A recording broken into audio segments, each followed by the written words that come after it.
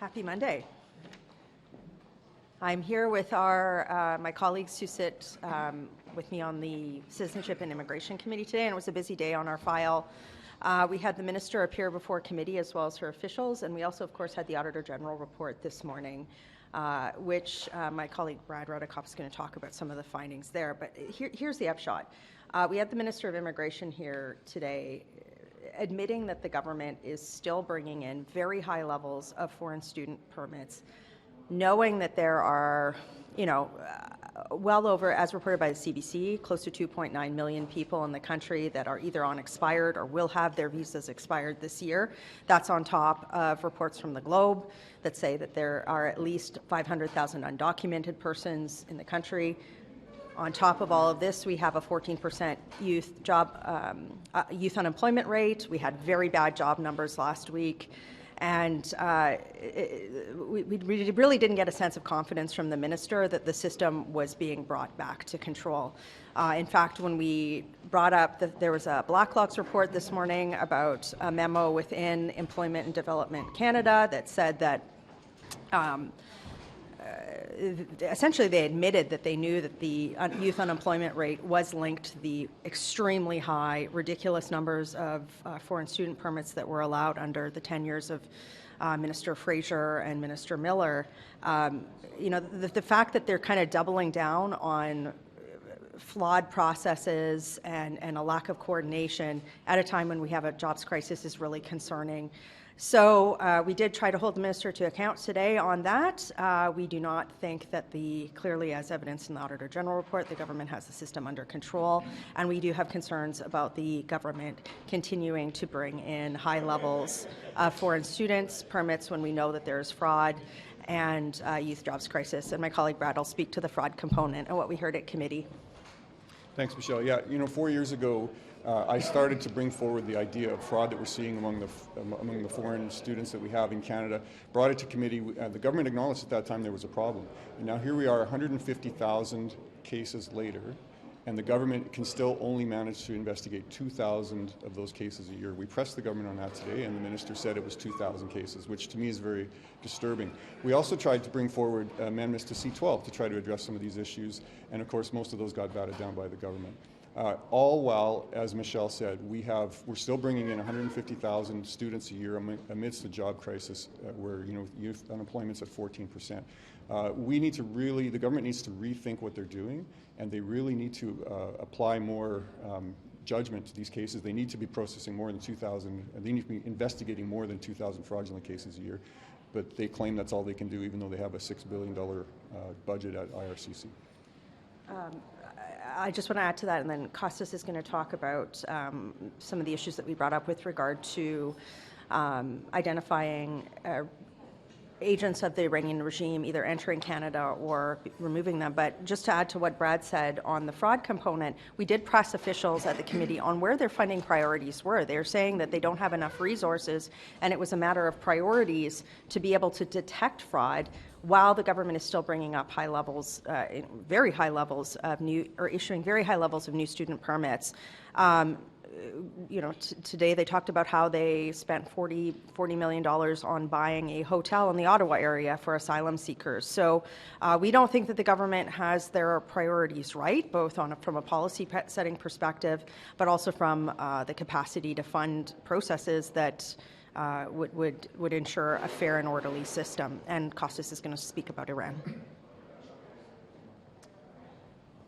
Yes, over the past few weeks, we've been pressing the government and officials in citizenship and immigration to respond to why over 700 reportedly IRGC agents have been allowed into Canada, and how they are dealing with them when they identify that they are here, when they are known to have been former IRGC operatives. Unfortunately, we keep getting non-answers. There's a lot of deflection going on, reminiscent to a sport, like you're deflecting the puck to try to get the goal. One department is pushing, one area of under the auspices of the Minister of Immigration is pushing it off to another, back and forth. Unfortunately, we're not getting any answers. The sad reality is I represent a riding that is in the heart of where the Canadians of Iranian descent live in the country. These agents are in the community. They are threatening people on a daily basis. They know who they are. The Iranian Canadians know who they are. They want them out of the country. But it seems to be not a priority for this government. In fact, they go to great lengths to even hide their names and not allow their names to be disclosed. It's very unfortunate that Canada's immigration system has been so decimated since 2015, where we have allowed these people into our country, into our communities. I think it's a primary responsibility, as does our party, the Conservative Party of Canada, of any government, to ensure the safety of our residents, our citizens, are a number one priority. Unfortunately, it doesn't seem to be for this government. It's all about pushing off from one area to another area within the same department. And the Minister of Immigration once again today displayed that she does not have a handle of her ministry in any way, shape, or form. Thank you. Questions? On the international student permits, you both spoke about the small fraction that are actually being investigated, but could we hear more on the lack of follow-through? It seems like two phone calls is about all they can do, and there's no tracking once they find out someone shouldn't be in the country. Absolutely. That's a huge concern, and we did press the department on how many, what their actual capacity was. They weren't able to answer, which is concerning. It says to me that they have not, by the minister, been instructed to take this seriously, and also that there aren't adequate processes in place. Why is that important? Well, obviously, we don't want fraudsters to be scamming the system. We don't want we also don't want students that might be looking to come to Canada and spending a lot of their life savings to do so, to be defrauded, and all of that results in a lack of confidence and public acceptance for the immigration system, right? So I think it's also important to contextualize the lack of capacity to address fraud in the continued high levels and numbers of foreign students that they're issuing new permits for. That, on top of the fact that we have a youth unemployment crisis, as well as not a lot of plans that we can see to ensure that temporary means temporary, and folks that have been here on student permits that are supposed to leave actually do so. It is concerning. So certainly not impressed with the answers we got from the minister today or her officials. What did you make of her response that this audit only captured about 18 months, including, I believe, 4 months or so where she was the minister? Do you have any reason to believe that things have massively shifted outside that timeline?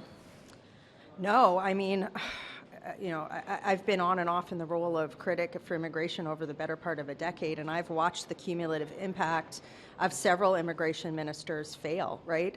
The reality is today, I don't see any change. They claim the system's under control, and this Auditor General report says the exact opposite. So I do think it is a bit of an illusion, and this is why we've put forward very concrete, structured proposals for the government to implement in order to restore order and fairness to the system. But I think that the Auditor General's report today, it underscores the fact that there isn't adequate checks and balances to prevent fraud. I think it's going to further create angst and consternation in the Canadian public about bringing in foreign students into the country through the existing processes. And I think it's going to also put foreign students in danger of being exploited by fraud themselves. So basically what I got today in committee, what we heard was kind of a shrug from officials like, and that is the continued vibe and ethos of this government over a decade on immigration, and that's not going to cut it. There needs to be substantive reform both to process, and they need to take this seriously. It's not a joke.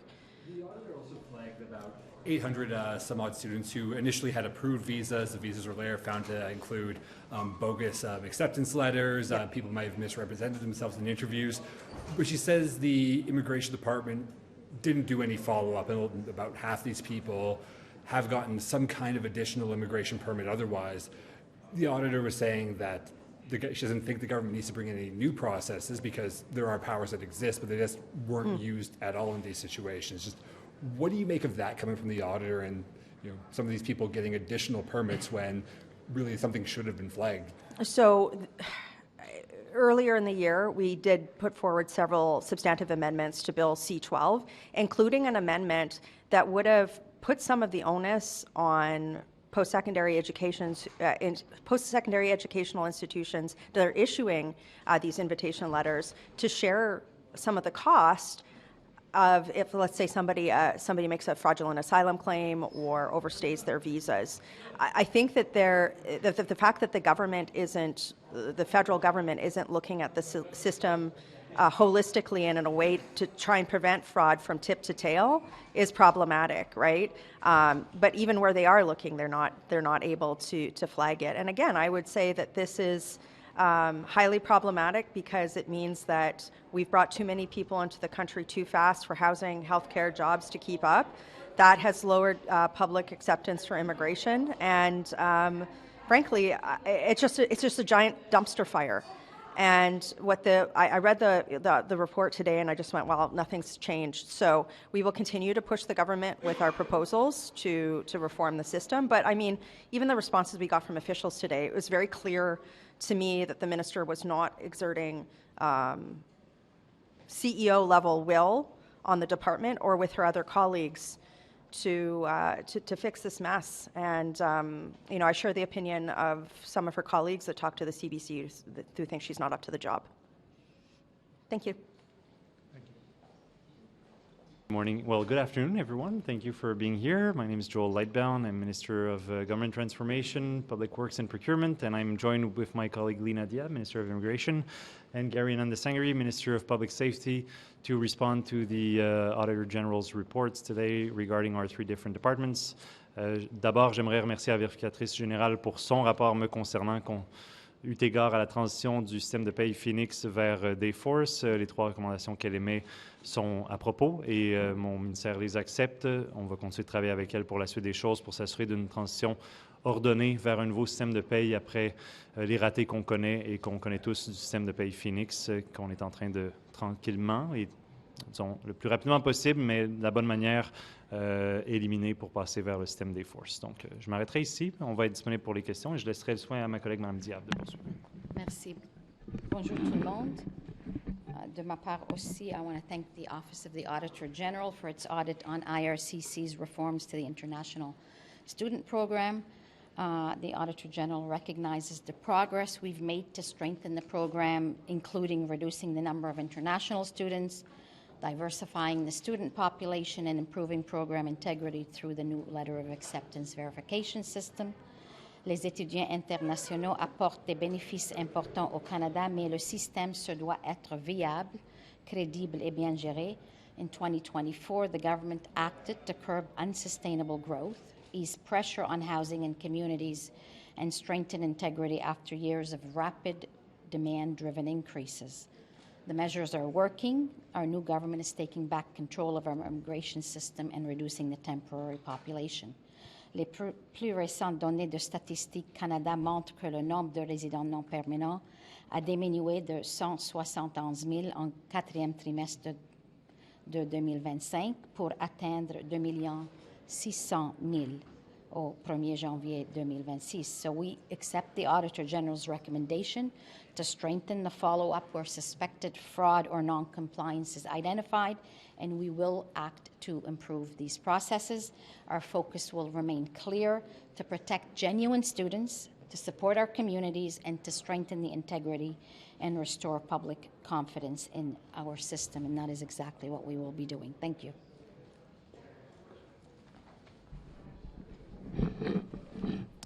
Good afternoon, everyone. I want to thank the Auditor General for her report on the RCMP recruitment. I had a chance to speak to the Auditor General last week, and I had a really good conversation with Commissioner Duhem. You will note that there is a recruitment plan that was released by the RCMP last Friday. I want to thank the Auditor General for her report. We are committed to implementing all 6 recommendations in her report. We are ambitiously hiring 1,000 new officers or personnel over the next number of years. There are over 18,000 individuals who applied to be members of the RCMP as of April the 1st of 2025, and we look forward to ensuring that our recruitment process is streamlined and one that meets the demands of today. Thank you.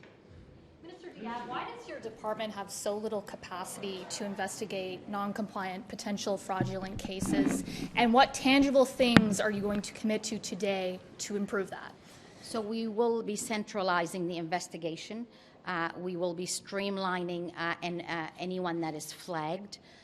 We will be doing more reporting, and we will be information sharing with CBSA of any students that are not compliant or that are not currently students. I do want to remind people, though, the vast majority of international students are good people. They are here to contribute and get a good education. They contribute to our economy, to our local fabric. We are talking about a small percentage of students that were non-compliant.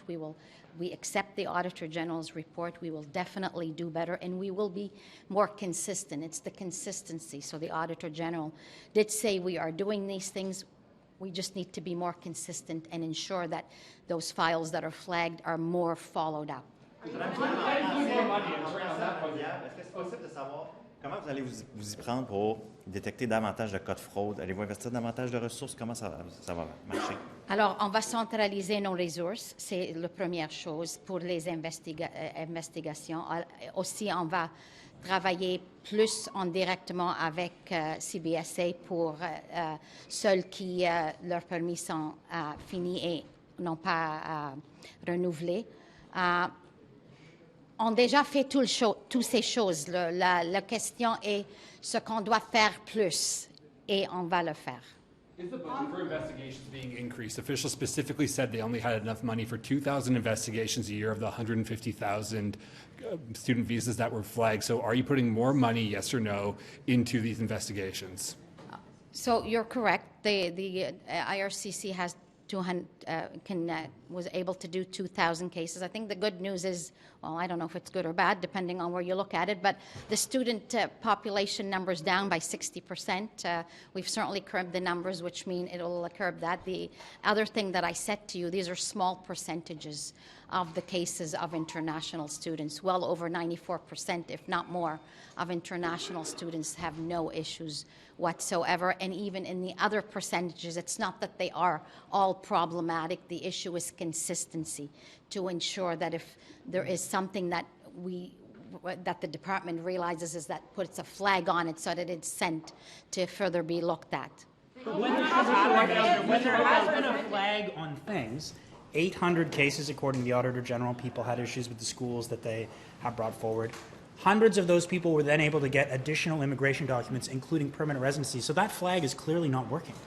That's exactly why we need to improve on the system in order to ensure that we maintain the integrity of our immigration system, and it works much better. Will there be additional investigation into those 800 people?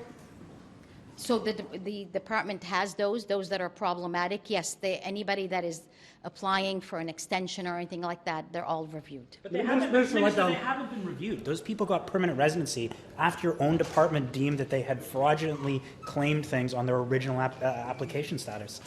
There has been no review of that. At any point that there's an extension of any of the students that were under the direct student program, they are being reviewed. Minister Lightbound, how do you explain that replacing the Phoenix pay system is going to cost $4.2 billion? And why hasn't the government released that figure? The Auditor General had to get it out of your department. Yeah, so to be clear, from 2018 till 2023, to replace Phoenix to a new system which has been determined will be Dayforce, we've invested $280 million. 566 are budgeted going to 2027. As for the detailed costing of the transition, this is being worked on at the officials level right now.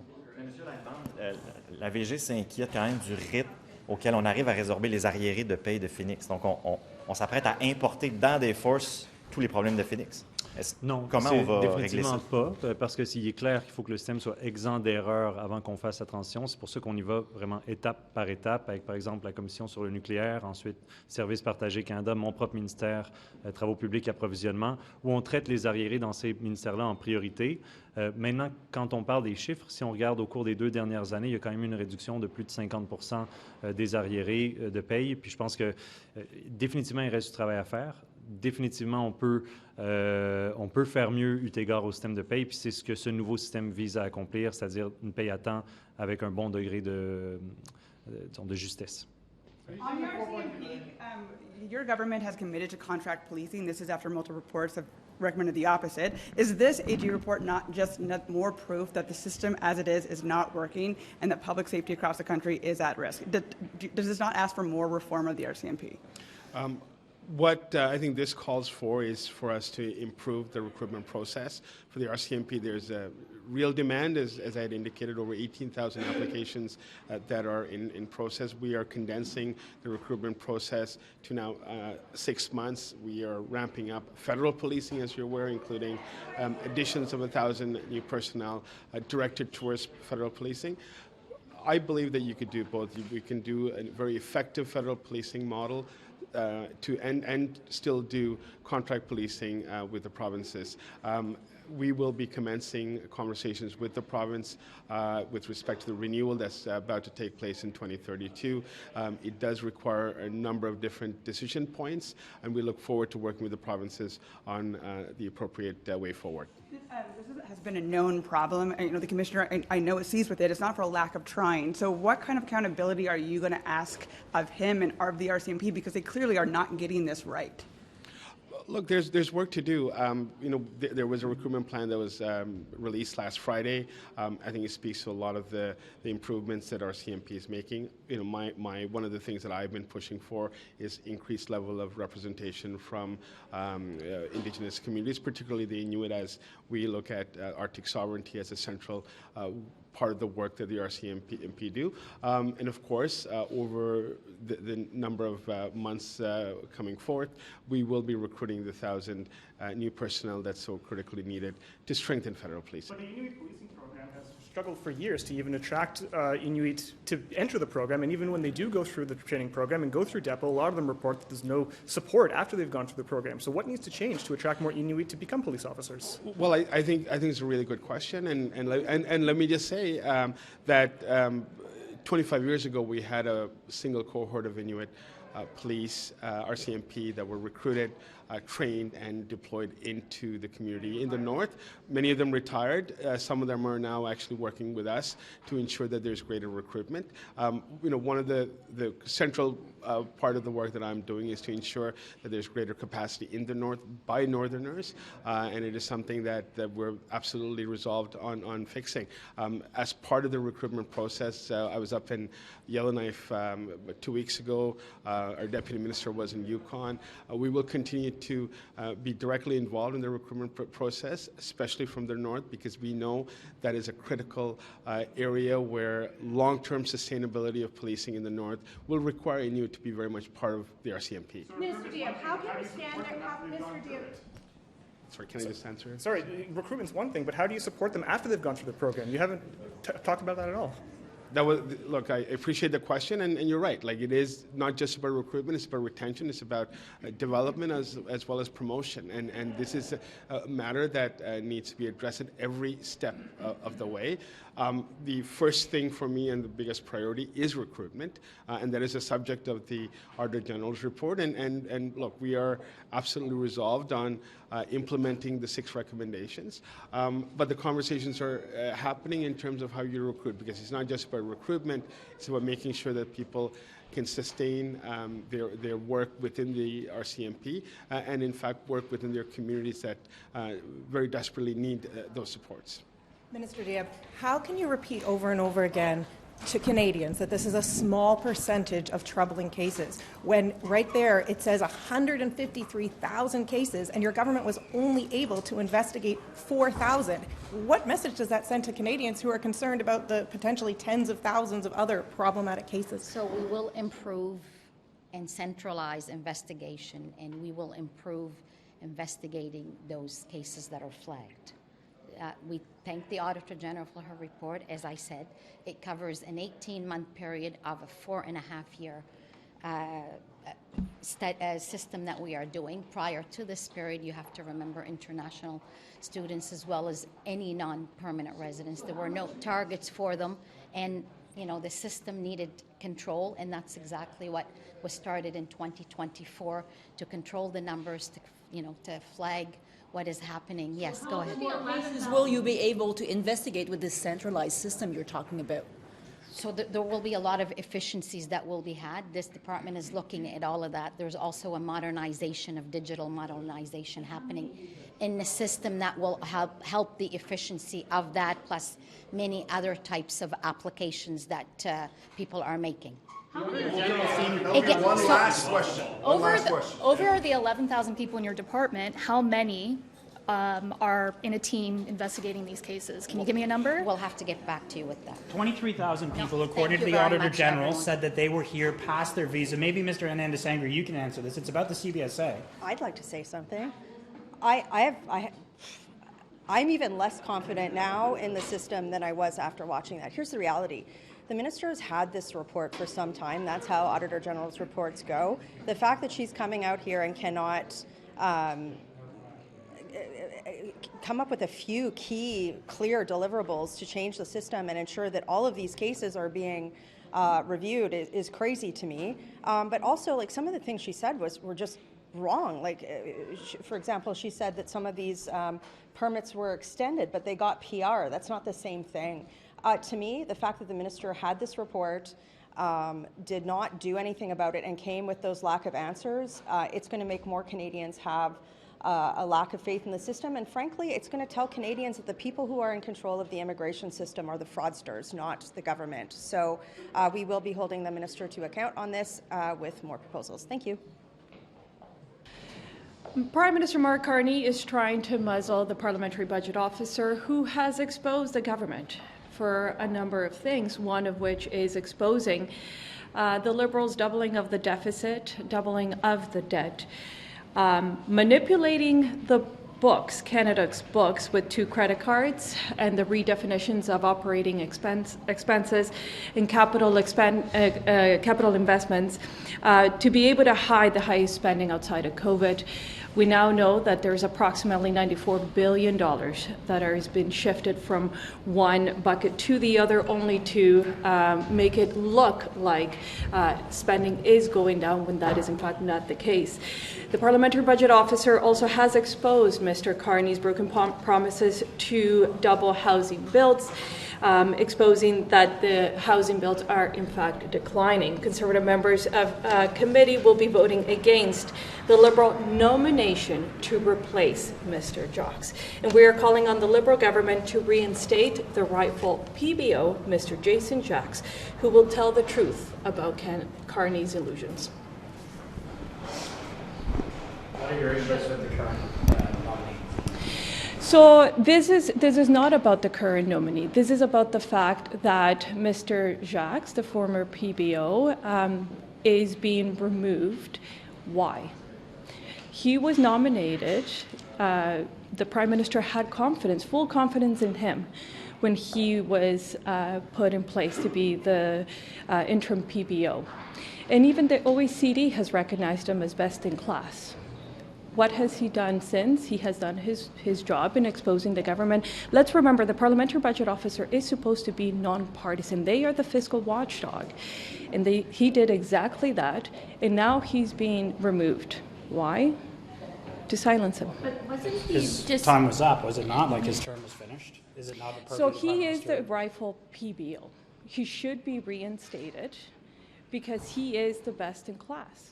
Right? The current nominee in U.S. Bench? Well, we haven't had a chance to review him. We are voting against replacing Mr. Jacques. His time is up, though. Like, they're not. He hasn't been fired. He's essentially being fired, right? He's essentially being fired. He's being removed from office for doing his job, for speaking truth to power. In a time where Canada has 2 different books, one in the main estimates, one in the budget, because the Prime Minister has decided to change definitions that are outside of international standards, that are outside of the public accounts definitions, in a time when we have massive deficits. We have all these issues. We have removed fiscal anchors that we have used before. The Prime Minister is choosing to remove the Parliamentary Budget Officer that has already started all this work, has done a very good job at it, and he's removing him only because he's calling out his illusions. But my understanding was he was appointed as an interim PBO. His term ended, and so now there's a new appointee. How is that equivalent to being removed for political reasons when he was always not even considered anything other than an interim PBO? Well, the reality is there was full confidence in him to do his job, right? And he did it. He has been recognized internationally, like I said, by the OECD as best in class. Why wouldn't you keep him? Right? Why wouldn't you reinstate him? He is the rightful PBO, and he has done a tremendous job. Canadians want to have the confidence that the Parliamentary Budget Officer will remain transparent, nonpartisan, will be able to speak the truth, because the reality is, right now, you can't even reconcile the main estimates and the budget. That is very difficult work that he has been able to do, and he's been removed for it. There's no credible reason to remove him and not appoint him permanently as the rightful PBO. I'm going to say a few words in French. Okay, and then after. Okay. Bonjour aux médias, merci de votre présence. On est ici avec ma collègue Sandra pour vous parler du poste de directeur parlementaire du budget, un poste névralgique, un poste indépendant, un poste neutre. Et on avait Jason Jacques qui était là au poste intérimaire au cours des derniers mois et qui avait dit que le gouvernement libéral avait laissé tomber tous les ancrages budgétaires. Et c'est vraiment un point important lorsqu'on parle de budget, de l'ancrage budgétaire. Et M. Jacques, en toute transparence, nous a avoué que le gouvernement avait laissé l'ancrage budgétaire tomber. Naturellement, ça n'a pas fait l'affaire du gouvernement libéral. On nous présente présentement une nouvelle personne qui est Mme Ryan, qui nous est proposée. Mme Ryan qui a été étudiée avec M. Carney également. Alors, au niveau de la transparence, au niveau de l'indépendance, naturellement, on a des questions au niveau de la nomination de Mme Ryan. M. Jacques faisait un travail qui était colossal, non partisan et en toute transparence. Alors, c'est ce qu'on a besoin du côté des parlementaires, parce que le directeur parlementaire du budget est là pour travailler pour l'ensemble des députés des différentes formations politiques. Alors, naturellement, pour nous, on a des questions à poser au comité des finances qu'on va avoir un peu plus tard cet après-midi. And had you spoken to Mr. Jacques about if he wanted to stay on as PBO? No, I haven't personally spoke to him. I talked with Mr. Jacques. He make his application to be. Yep. Thank you. And one other comment you made was that the next PBO should be nonpartisan. Do you think that Annette Ryan is partisan? No, I didn't mean that. I just meant that Canadians want to have the certainty that they will be. This is the parliamentary watchdog, the budget watchdog, and Mr. Jacques has proven to be nonpartisan, to be very clear, knowledgeable, and I think institutional knowledge and continuity in tumultuous times that we have right now in the economy would be important. Yeah. Thank you.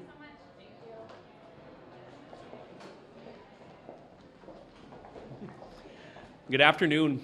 Faith communities across this country have been very clear that Bill C-9, especially as drafted now, will erode long-standing religious protections for speech and religious freedom in general. I just want to draw your attention to the fact that a couple of weeks ago, 350 Muslim organizations from across the country were very clear that Bill C-9 cannot be allowed to pass. As of today, I believe 735 Christian churches and organizations representing a combined more than 800,000 members have come out calling on the Liberal government to protect religious freedoms and to reverse its removal of the religious defense. We have had Jewish leaders as well. This morning, 89 Quebec civil society organizations coming out. There are very few people backing Bill C-9, and the reason is, especially in the light of the fact that we have the National Prayer Breakfast tomorrow, we have hundreds of faith leaders in Canada. We are giving the Liberals the opportunity to do the right thing this week, undo their removal of the religious defense, state state firmly and clearly they will protect religious freedoms. I know the Liberals have said that they don't need to because the Charter of Rights and Freedoms does. Well, last week, they announced that they were once again appealing the Federal Court and Federal Court of Appeal decision that said their usage of the Emergencies Act was unconstitutional. This is not a government that has a track record of upholding charter rights, which is why faith communities are raising very real concerns. We are listening to those and giving the Liberals one final opportunity this week to do the right thing. I want to reiterate that this Liberal government made a political decision to support the Bloc amendment to remove a 56-year-old religious defense in the criminal code. The removal of defenses in the criminal code is extremely rare. Instead of dividing Canadians, which this particular position does, we've heard from millions of Canadians, thousands of faith leaders who are writing to their Liberal MPs, who are writing to the Prime Minister. They do not support the removal of this defense. It was done for political reasons. This government needs to prioritize issues that are facing Canadians on a daily basis. We've had 10 years of rising crime levels and very little substantive criminal law policies and laws to protect Canadians. The focus should be just exactly on that as we try to pursue an immediate study on C-14 before Christmas and now C-16. I want to ask both of you about C-16. How do you think the Fed should ensure that mandatory minimum penalties are not struck down if you are not supportive of what the Liberals are proposing of this kind of discretionary safety valve piece? Well, the issue is the Supreme Court of Canada made a recommendation to this federal government, and providing a safety valve was one of the recommendations, first and foremost.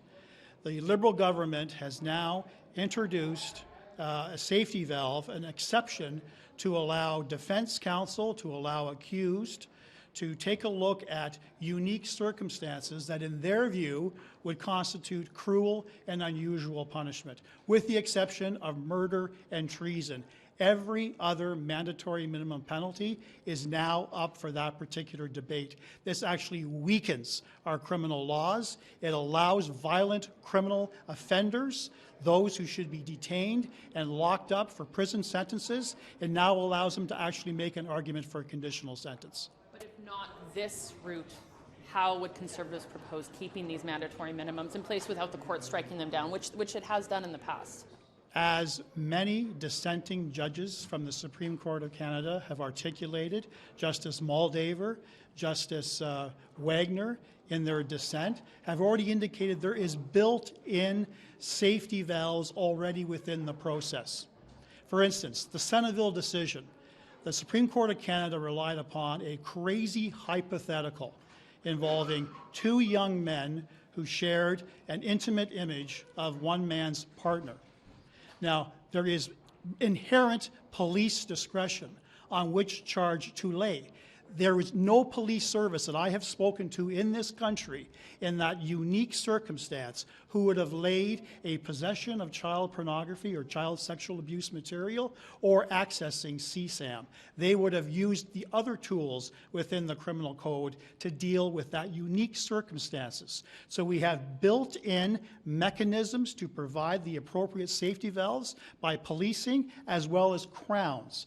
A former crown, there is built-in inherent discretion in those cases that we prosecute. If that particular case was presented to me, would I have been asking for a prosecution for possession of CSAM material? Absolutely not. There's a myriad of other tools available to us, and that's what the dissenting judges indicated in the Supreme Court.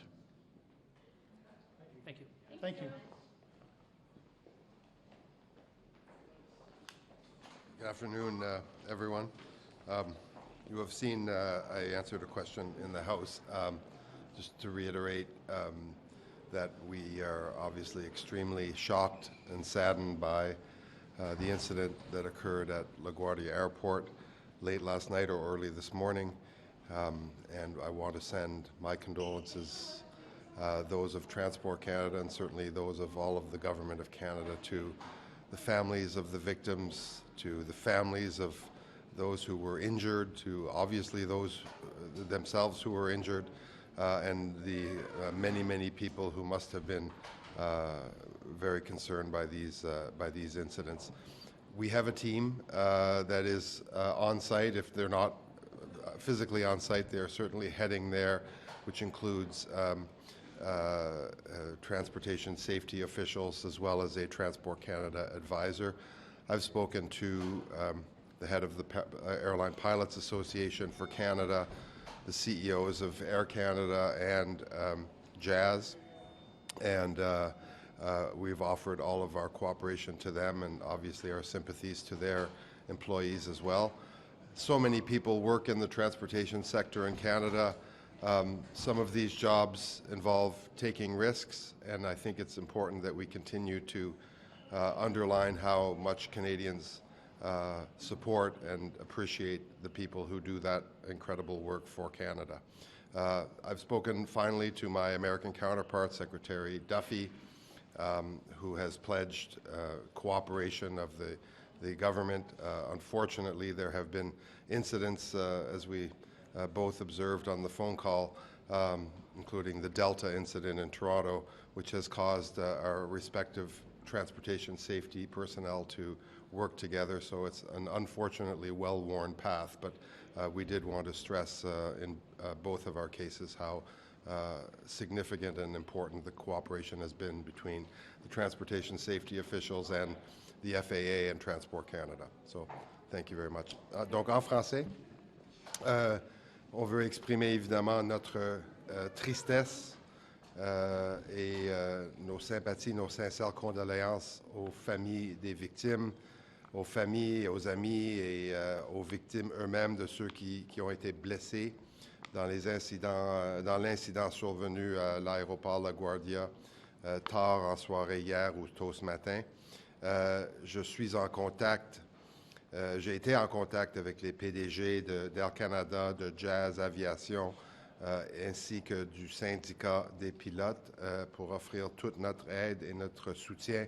J'ai également parlé avec mon homologue américain et on a eu l'occasion de s'entendre sur une coopération très élevée. Il y a des gens de Transport Canada puis les gens de la sécurité des transports qui vont enquêter sur la situation, qui sont soit sur place ou en route, ainsi que des conseillers de Transport Canada en la matière.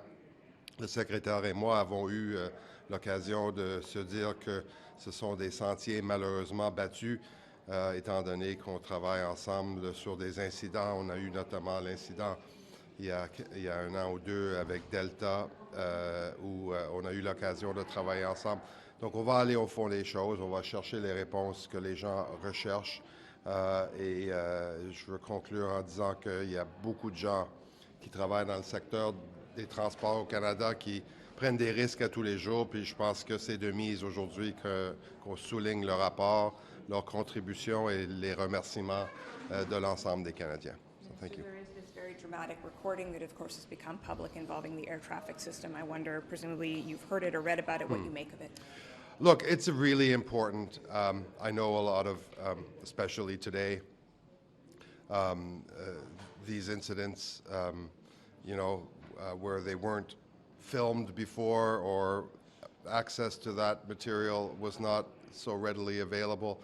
I do want to stress, as the Minister of Transport, how important it is that we get all the facts, that we put them all on the table. I think that's the least we can do for the families of the victims and all of those who are preoccupied by this, and the people who need to learn the lessons required such that we avoid these mistakes in the future. Our system is predicated on in doing exactly that work, the very fine detail work that allow us to identify systemic issues or other issues and to prevent them from ever occurring again. That's the whole purpose. And you'll appreciate that I'm reluctant to jump to any conclusions before that work is done. Do you support Premier Ford's proposed expansion of Billy Bishop Airport? We are very interested by the Premier's observations. I know that the province of Ontario has announced an intention to step in as a shareholder, one of three, including the federal government and including the Port of Toronto. We have an issue with air travel in Toronto. Pearson is a congested airport, and there are safety issues at Billy Bishop. So we'll be working with our partners, once the City of Toronto, now the Province of Ontario, to design a path forward for that facility. Just the majority of the board, you own the majority of the land. Don't you have a big say in this? You've shut it down before. That's why I'm asking. Yeah, I just said that we would be sitting down and looking to sketch the way forward.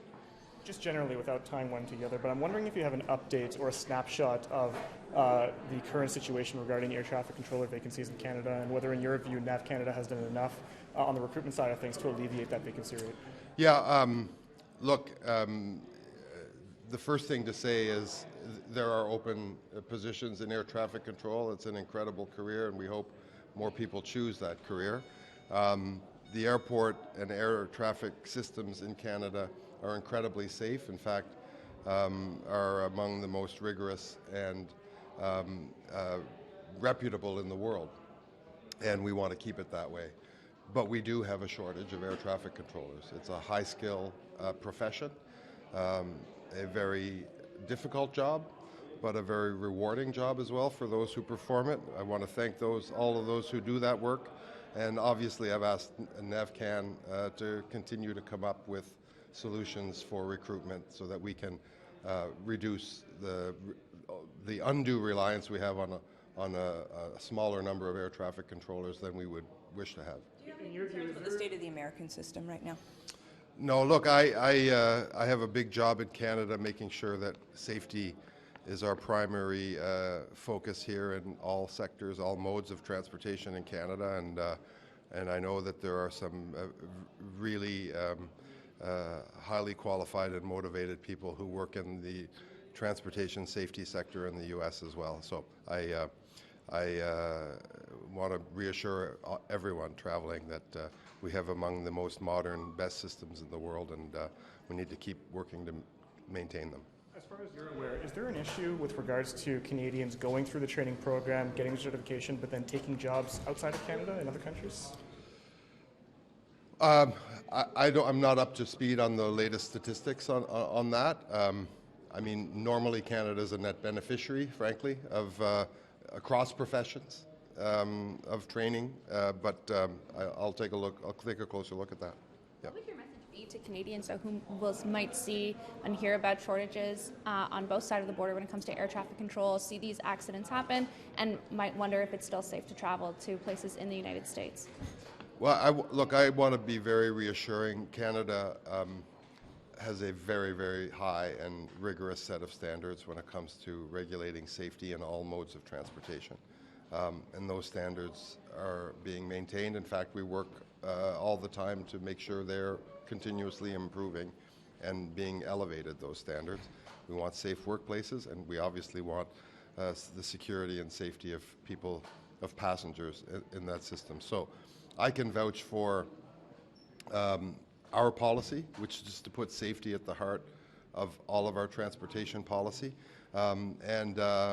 That is, we work with international partners, including the United States at ICAO and in other fora, to make sure that those standards are stretched right across the globe. So I can vouch for that as well. La sécurité du système aux États-Unis. Les partenaires américains appliquent, les gens qui travaillent au niveau de la sécurité des transports appliquent la même rigueur que les Canadiens, sont tout aussi fiers de leur système. Nous, on met la sécurité des passagers, des employés dans tous les modes de transport au cœur de nos préoccupations. On cherche toujours à s'améliorer et je peux absolument affirmer que la sécurité aérienne au Canada est sans contredit. Et évidemment, les partenaires à travers le monde, dont les États-Unis, appliquent avec rigueur et avec des gros standards la même préoccupation, c'est de mettre la sécurité en premier. Merci. Quel point qu'est-ce qui se passe à la Cour suprême cette semaine? C'est crucial pour le Québec. Vous pensez quoi de ces contestations-là cette semaine? Je répétais plus longuement. Je comprends le sujet de votre question, mais juste plus longuement. Quebec this week, or what happened in Supreme Court this week for the rest, for all the province with all the law? How is it important? Pourquoi c'est important?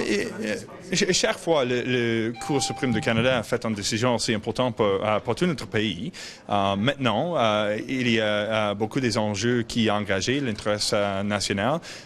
Pour les perspectives du gouvernement, nous avons un rôle, une obligation pour défendre la Constitution, mais c'est possible pour défendre la langue française, la culture française en même temps.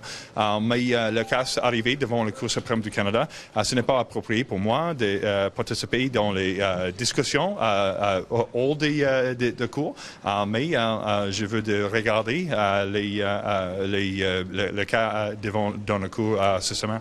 Mais vous sentez que c'est un sujet qui est sensible pour le Québec, ce qui va se décider, ce qui va être entendu cette semaine? Il est important pour moi juste de faire attention parce que je suis le procureur général. Il est essentiel pour le Cour d'avoir l'habilité pour faire une décision indépendante sans la pression politique. Le cas arrivé à la Cour maintenant, c'est le forum approprié pour avoir cette discussion. Une autre question. Et François Blanchet souhaite une décision de la Cour suprême avant la prochaine élection québécoise. Est-ce que vous aussi, une fois que la décision va être rendue, vous souhaitez une décision rapidement de la part de l'indépendance de la Cour est essentielle, incluant l'indépendance sur les enjeux administratifs. Ce n'est pas une nouveau feature de la loi canadienne. Elle est un principe essentiel dans notre démocratie et je respecte ce principe. Merci beaucoup pour les réponses en C'est français. principal ou principe? Les principes. OK. Merci beaucoup. OK, merci. Un mot sur un terrible événement à New York, 2 pilotes canadiens, dont un Québécois, qui ont perdu la vie. Grande tragédie. Il faut savoir, quand on regarde les images, on prend conscience de l'ampleur de cette tragédie-là. Vous savez, moi, je pense aux familles. La première chose que j'ai faite, c'était d'écrire au PDG d'Air Canada ce matin pour exprimer notre soutien à la grande famille d'Air Canada, de Jazz, surtout ici aux familles évidemment, des victimes, des blessés. Tu sais, ça nous touche tous et toutes. Hein? On les connaît, ces pilotes-là, ces agents de bord-là. Vous savez, quand on voyage souvent comme nous autres en avion, ça devient partie d'une grande famille étendue. Donc, c'est sûr que ça nous touche. Tragique de voir les images là comme ça. Donc, j'ai vu le ministre McKinnon. On va faire la lumière avec nos partenaires américains sur cette tragédie-là, mais ça nous montre encore une fois toute l'appréciation qu'on a pour ceux et celles qui sont là à chaque jour au niveau du transport aérien, qui sont là pour les Canadiens et les Canadiennes. Parler de la suite des choses, justement, à quel point vous avez confiance qu'il y a cette bonne collaboration entre les Canadiens et les Américains pour faire la lumière sur cette... J'ai confiance. Quand il y a une tragédie, il n'y a pas de... On ne politise pas les tragédies, vous savez, c'est une tragédie. Il faut comprendre la façon dont ça fonctionne, autant aux États-Unis qu'au Canada, c'est qu'on va au fond des choses. Pourquoi? Parce que on veut prévenir, on veut que ça n'arrive plus jamais, puis de comprendre les circonstances, ça nous amène à avoir des meilleures pratiques, des meilleures procédures pour éviter ce genre de tragédie-là. Parce qu'évidemment, l'idée derrière ça, c'est qu'à chaque fois qu'il y a un incident, c'est qu'on apprend, puis on fait mieux la prochaine fois. Donc, il va sûrement découler de cette enquête-là des procédures, une revue de ce qui s'est passé pour bien comprendre les faits. Mais aujourd'hui, c'est vraiment plus avec la grande famille d'Air Canada. Moi, je peux vous dire, à toutes les fois que j'embarque à bord, je les remercie, je les salue. Ils ont toute ma confiance. Puis je pense que c'est toute la famille d'Air Canada, mais de l'aviation au pays qui aujourd'hui est en support aux victimes, évidemment. So these threats that Donald Trump has made over the weekend around Iran, this must be destabilizing for the global economy. Well, you know, I had a number of discussions with my G7 partners over the last few days, my partners also in the Gulf region.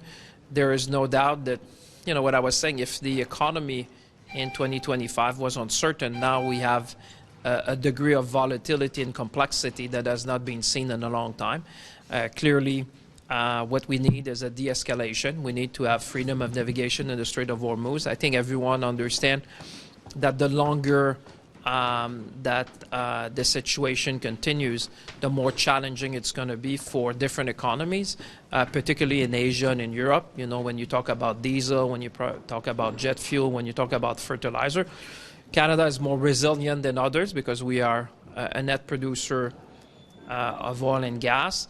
But like other G7 countries, obviously we're monitoring that very, very carefully with respect to inflation, for example. En français, sur les droits de rose, M. Champagne, parce que là, M. Trump menaçait un ultimatum d'ici ce soir. Finalement, parle de discussions productives avec l'Iran. Les Iraniens qui ont démenti, c'est difficile à suivre. Qu'est-ce qui se passe dans les dernières heures? Écoutez, les gens ont compris que c'est le niveau de volatilité. Moi, je le dis souvent, ce qu'on a vécu en 2025, c'était de l'incertitude. Ce qu'on vit maintenant en 2026, c'est de la volatilité, de la complexité. Il y a une volatilité extrême. Dans une journée, vous avez peut-être vu la semaine dernière, le prix du gaz en Europe a augmenté de 25 % dans la même journée. Alors, c'est du jamais vu, en tout cas dans l'histoire moderne. Évidemment, tout ça, ça mine la confiance des investisseurs, des consommateurs. Il y a des collègues du Moyen-Orient qui disaient que ça va avoir un impact pour des décennies au Moyen-Orient, évidemment, l'ensemble de ce qu'on voit, mais aussi de la complexité des conséquences. On parle du prix du diesel, on parle du prix, par exemple, du pétrole pour les avions, on parle des fertilisants. Donc, c'est clair que ce qu'on a fait, nous, avec mes collègues des ministres du G7, des Finances, c'est vraiment vraiment de suivre ça, j'allais quasiment dire à l'heure, pour être bien conscient des changements qu'on voit, s'assurer qu'on prend des mesures pour faire une désescalade puis ramener la sécurité de la navigation. Plus longtemps ça dure, plus l'impact économique, autant au niveau international, mais je dirais même au niveau continental, ça va avoir un impact, c'est certain. Merci.